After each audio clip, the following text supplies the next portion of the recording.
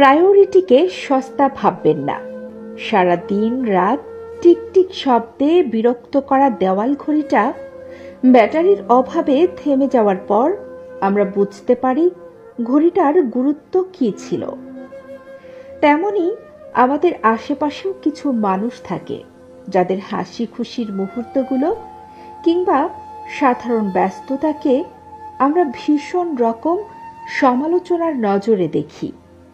বারবার ফোন করে খোঁজ নেওয়া, প্রয়োজনে অপ্রয়োজনে মেসেজে যোগাযোগ করা আমাদের বিরক্তিকর মনে হতো। একটা সময় তারা চুপ হয়ে গেলে আমরা বুঝতে পারি একটা মানুষ ছিল। চলে যাওয়ার পর আমরা কদর করার কথা ভাবি। এক সময় চ্যাট লিস্টে 1000 মেসেজ পাঠালেও কোনো রিপ্লাই আসে না।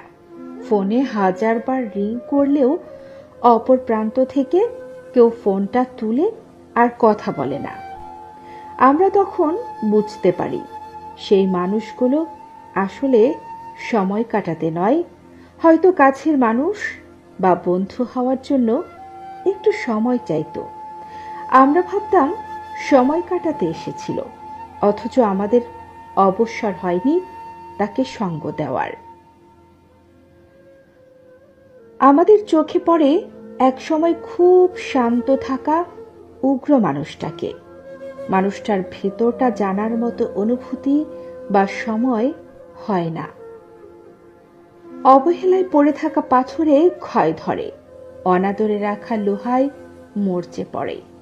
আর তো মানুষ, তাই না? মানুষকে বা তার প্রায়োরিটিকে সস্তা ভাববেন না। সকলের আত্মসম্মান আছে, তাই না? সবারই একটা নরম মন থাকে।